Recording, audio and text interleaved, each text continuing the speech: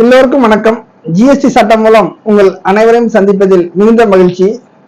தற்போது உள்ள ஜிஎஸ்டி போர்ட்டலுடைய மாற்றத்தின் காரணமாக ஜிஎஸ்டிஆர் 1 ஃபைலிங்கில் மிகப்பெரிய சிக்கலை சந்தித்து வரும் தமிழ்நாடு மாநில ஜிஎஸ்டிபிக்கள் மற்றும் வரி ஆலோசகர்கள் மற்றும் அகில இந்திய ஜிஎஸ்டிபிக்கள் மற்றும் வரி ஆலோசகர்கள், இதற்கு ஜிஎஸ்டி கவுன்சில் தான் உடனடியாக ஒரு தீர்வு காண வேண்டும். ஏனென்றால் மாற்றங்கள் தேவைதான். அந்த மாற்றங்கள் ஆரோக்கியமானதாக இருக்க வேண்டும், யாருக்கும் பாதிப்பில்லாத வகையில் இருக்க வேண்டும்.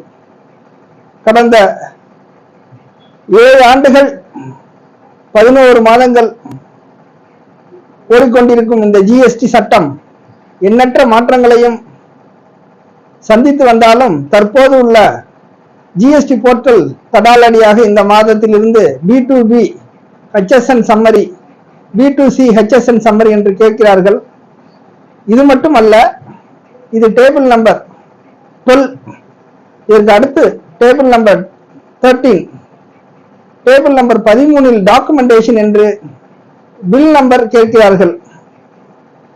இப்போது உள்ள மிக முக்கியமான பிரச்சனை என்னவென்றால், இனி வரக்கூடிய காலகட்டத்தில் HSN கம்ப்யூட்டர் அவசியம் வேண்டும். அதில் தான் அனைவரும் கணக்கு வழக்குகள் பார்க்க வேண்டும் என்ற ஒரு கட்டாயத்தில் தள்ளப்பட்டுள்ளனர்.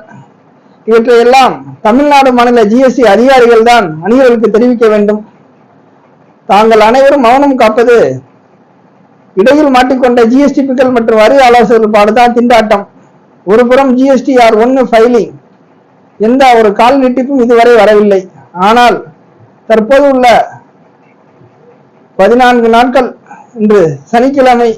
ஆனால் ஜிஎஸ்டிஆர் 1 ஃபைலிங் குறிப்பாக B2C மட்டுமே உள்ள வியாபாரம் செய்யக்கூடிய சில்லறை வணிகருடைய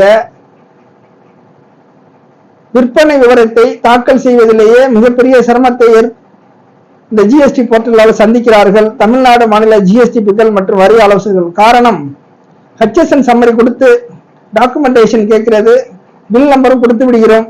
கடந்த 2025 மே மாதம் 1 to 31 எத்தனை பில்கள் விற்பனை செய்யப்பட்டுள்ளார்கள் ஆக அனைத்து முழு விவரங்களும் தெரியப்படுத்தினாலும் கூட ஜிஎஸ்டி போர்ட்டல் புதிதாக ஒரு ஏர் வருகிறது. நீங்கள் B2B buyer to buyer GST number வித்தவர்களுடைய விவரம் காண்பிக்க வேண்டும் என்று கேட்கிறது. எப்படி கொடுக்க முடியும்? கொடுக்கவில்லை என்றால் ஜென்ரேட் ஆக மாட்டேங்கிறது. ஆக இது ஒரு புதிய சிக்கல், புதிய பிரச்சனை. இதற்கு வணிகர் சங்கங்கள் மற்றும் வரி ஆலோசகர் சங்கங்கள் உடனடியாக அரசாங்கத்திற்கு கோரிக்கை வைக்க வேண்டும். இந்த காணொலி பிடித்திருந்தால் லைக் செய்யுங்கள், மறக்காமல் சப்ஸ்கிரைப் செய்யுங்கள். உங்கள் Pattukkottai R. Ramesh, GST practitioner. மீண்டும் அடுத்த காலை சந்திப்போம்.